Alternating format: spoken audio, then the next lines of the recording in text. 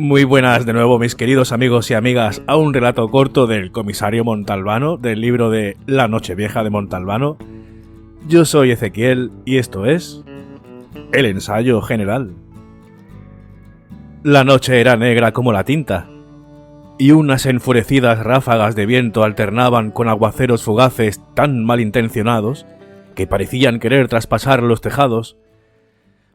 Montalbano acababa de regresar a casa muy cansado porque el trabajo de aquel día había sido duro y, sobre todo, mentalmente agotador. Abrió la puerta acristalada que daba acceso a la galería. El mar se había comido la playa y casi rozaba la casa. No, mejor no salir. Lo único que podía hacer era ducharse e irse a la cama con un libro. Sí, pero ¿cuál? Era capaz de pasarse una hora eligiendo el libro más apropiado para compartir con él la cama y las últimas reflexiones del día. En primer lugar, estaba la elección del género, el más adecuado para el estado de ánimo de la velada. ¿Un ensayo histórico sobre los acontecimientos del siglo? Era preciso ir con pies de plomo. Con tantos revisionistas como había últimamente, igual te tropezabas con uno que te contaba que Hitler había sido, en realidad, un sujeto pagado por los judíos para que los convirtiera en víctimas de lo que todo el mundo se apiadase. Y entonces te ponías nervioso y no pegabas ojo en toda la noche. ¿Una novela negra? Sí, pero ¿de qué tipo? Quizá lo más indicado para la ocasión fuera una de aquellas novelas inglesas, preferentemente escritos por una mujer, llenas de enrevesados sentimientos, que al cabo de 3 páginas te aburren mortalmente. Alargó la mano para coger una que todavía no había leído y, justo en aquel momento, sonó el teléfono. ¡Jesús! Había olvidado telefonear a Livia y seguro que era ella, que la llamaba preocupada. Levantó el auricular. Oiga, ¿es la casa del comisario Montalbano? Sí, ¿con quién hablo? Soy Horacio Genco. ¿Qué querría Horacio Genco, el casi septuagenario desvalijador de viviendas? A Montalbano le caía bien aquel ladrón que jamás en su vida había cometido una acción violenta, y el otro intuía su simpatía. ¿Qué ocurre, Hora? Tengo que hablar con usted, doctore. ¿Se trata de algo serio? No sé explicarlo, doctore. Es una cosa muy rara que no me deja tranquilo, pero es mejor que Usía lo sepa. ¿Quieres venir a mi casa? Sí, señor. ¿Cómo vendrás? ¿En bicicleta? ¿En bicicleta? Aparte de que vas a pillar una pulmonía, cuando llegues aquí ya habrá amanecido. Pues entonces, ¿cómo lo hacemos? ¿Desde dónde me llamas? Desde la cabina que hay delante del monumento a los caídos. No te muevas de ahí, por lo menos estarás resguardado. Cojo el coche y me planto en un cuarto de hora, espérame. Llegó un poco más tarde porque, antes de salir, se le había ocurrido una buena idea. Llenar un termo con café muy caliente. Sentado dentro del vehículo al lado del comisario, Horacio Genco se bebió el contenido de un vaso de plástico lleno hasta el borde. ¡Oh, menudo frío he pasado! Chasqueó la lengua, complacido. Y ahora lo que yo necesitaría es un buen cigarrillo. Montalbano le ofreció la cajetilla y le encendió el pitillo. ¿Necesitas algo más? Ora, no me habrás hecho venir corriendo hasta aquí porque te apetecían un café y un cigarrillo, ¿verdad? Comisario, esta noche he ido a robar. Pues ahora yo voy y te detengo. No me he explicado bien, comisario. Esta noche tenía intención de ir a robar. ¿Y has cambiado de idea? Sí, señor. ¿Por qué? Ahora se lo digo. Hasta hace unos cuantos años yo trabajaba en los chaletitos que hay en primera línea de playa, cuando los propietarios se iban porque llegaba el mal tiempo. Ahora las cosas han cambiado. ¿En qué sentido? En el sentido de que los chaletitos ya no están deshabitados. Ahora la gente se queda hasta en invierno. Total, con el coche van a donde quieren. O sea que ahora a mí me da lo mismo robar en el pueblo que en los chaletitos. ¿A dónde has ido esta noche? Aquí mismo, al pueblo. ¿Conoce usía el taller mecánico de Giu Loreto? ¿El de la carretera de Vilaseta? Sí. Justo por encima del taller hay 2 apartamentos. Pero si son viviendas de gente muy pobre, ¿qué vas a robar allí? ¿Un televisor en blanco y negro descacharrado? Disculpe, comisario. ¿Sabe quién vive en uno de los apartamentos? Tanino Braccieri. Seguro que Usía lo conoce. Vaya, si conocía a Tanino Braccieri. Un tipo cincuentón. 100 kilos de mierda y de manteca rancia. En comparación con el cual un cerdo cebado para la matanza parecía un figurín. Un modelo de alta costura. Un miserable usurero que, según se decía, algunas veces se hacía pagar en especie. Chiquillos o chiquillas. El sexo no importaba. Desventurados hijos de sus víctimas. Montalbano jamás había conseguido echarle el guante, cosa que habría hecho con gran satisfacción, pero nunca se había producido ninguna denuncia formal. La idea de Orazio Genco de ir a robar a la casa de Tanino Braccieri recibió la aprobación incondicional del guardián de la ley y el orden señor comisario Salvo Montalbano. ¿Y por qué no lo has hecho? ¿Por una cosa así soy capaz de no detenerte? Yo sabía que Tanino se acuesta cada noche a las 10 en punto. En el otro apartamento y en el mismo rellano vive una pareja de ancianos a los que jamás se ve por la calle. Llevan una vida muy retirada. 2 jubilados, marido y mujer. Se apellidan Di Giovanni. Por eso yo estaba tranquilo, porque entre otras cosas sé que Tanino se atiborra de somníferos para poder dormir. Llegué al taller mecánico. Esperé un poco. Con este tiempo de perros no pasaba ni un alma. Y entonces abrí el portal de al lado y entré. La escalera estaba a oscuras. Encendí la linterna y subí rápidamente. Al llegar al rellano, saqué las herramientas. Pero entonces vi que la puerta de los Di Giovanni solo estaba entornada. Pensé que los 2 viejos habrían olvidado cerrarla. Temí que éstos, con la puerta abierta, pudieran oír algún ruido. Me acerqué para cerrarla con cuidado. Entonces vi que en ella habían clavado un trozo de papel como esos que dicen «vuelvo enseguida» o cosas de ese tipo. Pero ese, ¿qué decía? Ahora no me acuerdo. Solo me ha quedado en la memoria una palabra. ¿General? ¿El que vive allí, Di Giovanni, es un general? No lo sé, puede que sí. Sigue. Fui a cerrarla muy despacio, pero la tentación de una puerta medio abierta era demasiado fuerte. El recibidor estaba a oscuras, lo mismo que el comedor y la sala de estar. En cambio, en el dormitorio había luz. Me acerqué a la habitación y casi me da un ataque. Sobre la cama de matrimonio, vestida de punta en blanco, había una muerta, una anciana. ¿Cómo sabes que estaba muerta? Comisario, la mujer tenía las manos cruzadas sobre el pecho.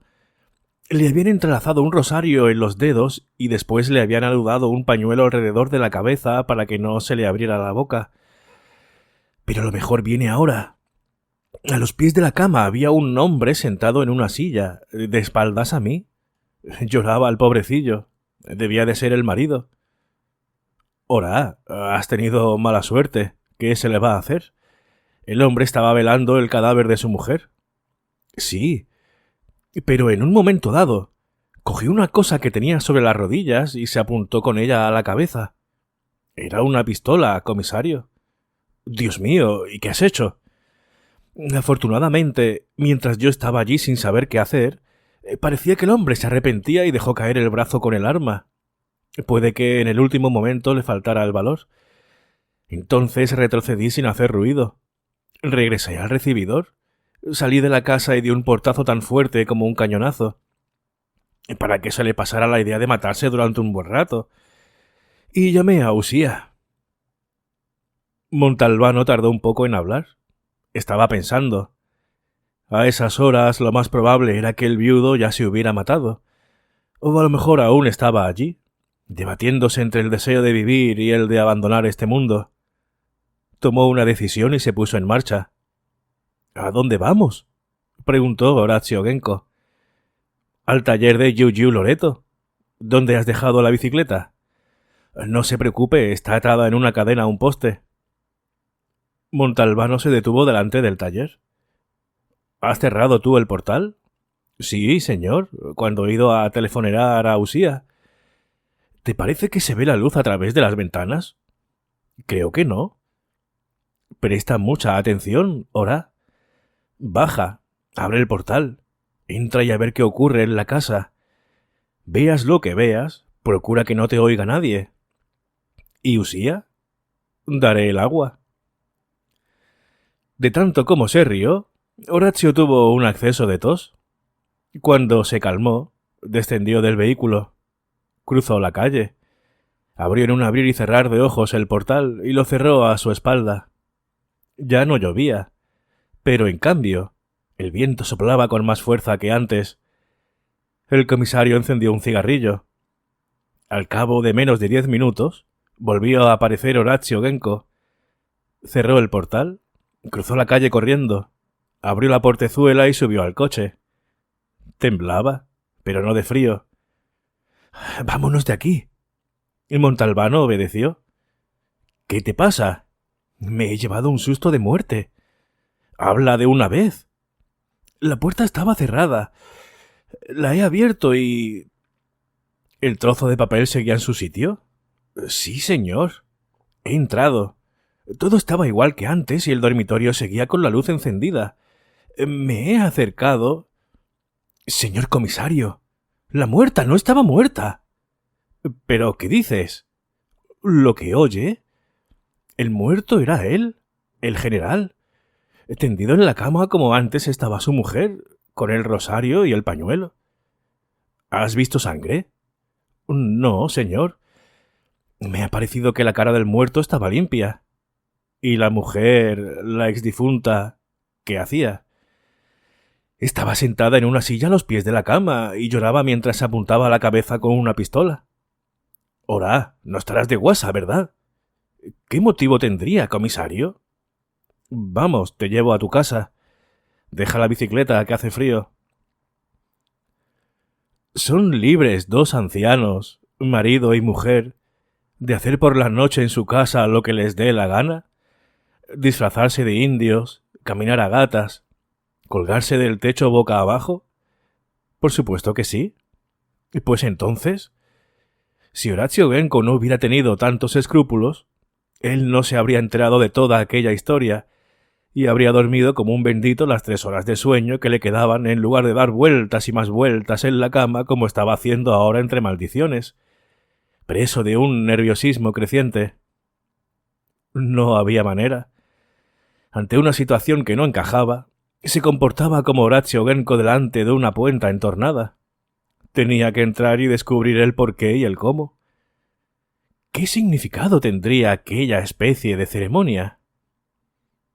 «Fazio, ven inmediatamente», dijo Montalbano mientras entraba en su despacho. La mañana estaba peor que la noche anterior, nublada y fría.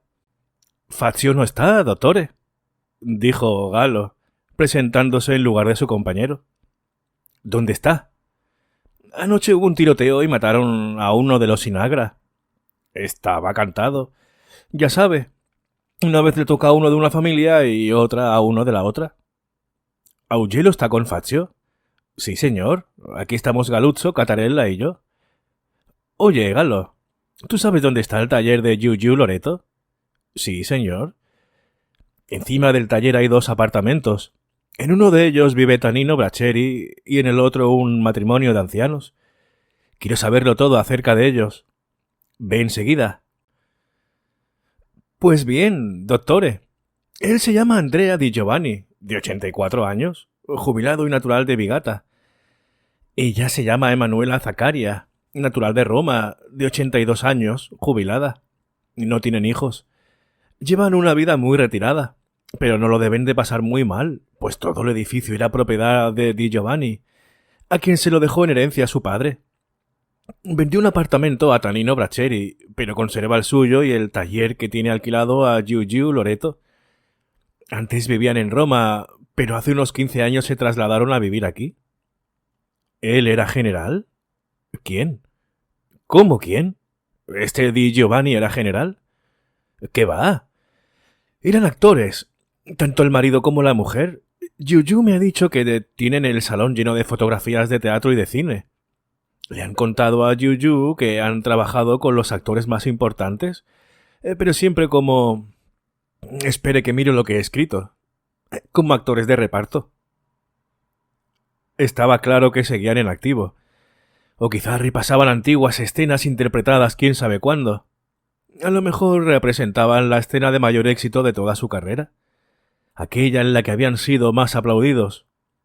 Pero no. No era posible. El intercambio de papeles no tenía sentido. Tenía que haber una explicación y Montalbano quería conocerla. Cuando se le metía una cosa en la cabeza, no había manera. Tendría que buscar un pretexto para hablar con los señores Di Giovanni. La puerta golpeó violentamente contra la pared. El comisario se sobresaltó y reprimió a duras penas un irresistible impulso homicida. —¡Katare! ¡Te he dicho 1000 veces! —Pido perdón, Dottori, pero se me ha ido la mano. —¿Qué ocurre? —Dottori, está aquí Horacio Geniko, el ladrón, que dice que quiere hablar con usted en persona personalmente. A lo mejor se quiere entregar. —¿Entregar, Katare? Hazlo pasar. —¿Sabe que esta noche no he podido dormir? —dijo Horacio Genko nada más entrar. —Si es por eso, yo tampoco. ¿Qué quieres? —Comisario, hace media hora estaba tomando café con un amigo al que detuvieron los carabineros y que se ha pasado 3 años en la cárcel, y me decía... Me encerraron en Chillona sin pruebas, como si fuera un ensayo. Como si fuera un ensayo. Entonces, esta palabra, ensayo, me hizo recordar lo que había escrito en la hoja clavada en la puerta de los 2 viejos. Decía... Ahora lo recuerdo muy bien. ¿Ensayo general? Por eso pensé que a lo mejor él era general. Le dio las gracias a Horacio Genko y este se retiró. Poco después ha aparecido Fazio. ¿Me buscaba esta mañana, dottore? Sí. Te has ido con Mimi por lo del homicidio aquel. Pero yo solo quisiera saber una cosa. ¿Por qué ni tú ni el subcomisario Augello os habéis dignado a avisarme de que había un muerto? ¿Pero qué dice, señor comisario? ¿Sabe cuántas veces hemos llamado a su casa de Marinela? ¿Pero usted no contestaba? ¿Es que había desenchufado el teléfono? No, no tenía el teléfono desenchufado. Estaba fuera de casa, dándole el agua a un ladrón. Hábleme de ese asesinato, Fazio. El asesinato lo tuvo ocupado hasta las 5 de la tarde. Después le vino de pronto a la mente el asunto de los Di Giovanni. ¿Y se preocupó? Los viejos habían dejado una nota en la puerta para anunciar que estaban haciendo un ensayo general, en lo cual, si se hubiera tratado de una obra de teatro, significaría que al día siguiente se habría producido el estreno del espectáculo. ¿Qué era para los Di Giovanni el espectáculo? Quizá la escenificación real de lo que habían ensayado la víspera, es decir, una muerte y un suicidio auténticos. Se inquietó y cogió la guía telefónica. Oiga, ¿casa Di Giovanni? Soy el comisario Montalbano. Sí, soy Andrea Di Giovanni, dígame. Quisiera hablar con usted. ¿Pero qué clase de comisario es usted? Comisario de policía. Ah, ¿y qué quiere de mí la policía? Nada importante, se lo aseguro. Se trata de una curiosidad de carácter exclusivamente personal. ¿Y cuál es su curiosidad? Aquí se le ocurrió una idea. Me he enterado por pura casualidad de que ustedes dos han sido actores. ¿Es cierto? Pues verá, soy un entusiasta del teatro y del cine. Quisiera saber... ¿Será usted bienvenido, señor comisario? En este país no hay ni una sola persona, ni una sola, digo, que entienda de teatro. Dentro de 1 hora como máximo estoy ahí. ¿Le parece bien? Cuando usted quiera. Ella parecía un pajarillo implume caído del nido. Y él, una especie de perro San Bernardo pelado y medio ciego. La casa estaba limpia como los chorros del oro y en perfecto orden. Lo hicieron sentar en un silloncito y ellos se acomodaron muy juntos en un sofá, probablemente en la posición que solían adoptar cuando veían la televisión que tenían delante. Montalbano clavó los ojos en una de las 100 fotografías que cubrían las paredes y dijo: Pero ese no es Ruggeri en El placer de la honradez de Pirandello. A partir de aquel momento, se produjo una luz de nombres y títulos. Sem Benelli y la cena de las burlas, y también de Pirandello, 6 personajes en busca de autor. Hugo Betti y corrupción en el Palacio de Justicia, mezclados con Ruggeri, Ricci, Maltagliati, Cervi, Melnati, Viarisio, Besozzi. La retalía duró 1 hora larga, y al cabo de la cual Montalbano estaba como atontado y los viejos actores se mostraban felices y rejuvenecidos. Hubo una pausa en cuyo transcurso el comisario aceptó de buen grado un vaso de whisky, seguramente comprado a toda prisa por el señor Di Giovanni para la ocasión. Cuando reanudaron la conversación, ésta se centró en el cine, que a los viejos no les interesaba demasiado, y en la televisión, que les interesaba todavía menos. ¿Pero no ve usted, señor comisario, lo que emiten? Cancioncillas y juegos. Cuando ofrecen algo de teatro, de Pascuas a Ramos, nos entran ganas de llorar. Ahora, una vez agotado el tema del espectáculo, Montalbano tendría forzosamente que formular la pregunta por la cual se había presentado en aquella casa. «Anoche estuve aquí», dijo sonriendo. «¿Aquí dónde?» «En el rellano de ustedes. El señor Braccheri me había llamado por un asunto que, al final, resultó que no tenía importancia. Ustedes habían olvidado cerrar la puerta y yo me tomé la libertad de cerrarla». «Ah, fue usted». «Sí, y les pido disculpas por haber hecho quizá demasiado ruido, pero había algo que despertó mi curiosidad. En su puerta había clavada, con una chincheta, si no me equivoco, una hoja de papel que decía ensayo general». Sonrió con aire distraído. «¿Qué estaban ustedes ensayando?» Ambos se pusieron repentinamente serios y se acercaron todavía más el uno al otro, con un gesto de lo más natural, repetido millares de veces. Se cogieron de la mano y se miraron. Después, Andrea Di Giovanni dijo: «Estábamos ensayando nuestra muerte». Al ver que Montalbano se quedaba petrificado, añadió: «Pero, por desgracia, no se trata de un guión». Esta vez fue ella quien habló. «Cuando nos casamos, yo tenía 19 años y él 22. Siempre hemos estado juntos. Jamás aceptamos contratos con compañías distintas y, por este motivo, algunas veces llegamos a pasar hambre. Después, cuando fuimos demasiado viejos para poder trabajar, nos retiramos aquí». Siguió él. «Teníamos molestias desde hacía algún tiempo. Son cosas de la edad. Nos decíamos. Fuimos al médico y nos dijo que los dos estamos muy mal del corazón. La separación será repentina e inevitable.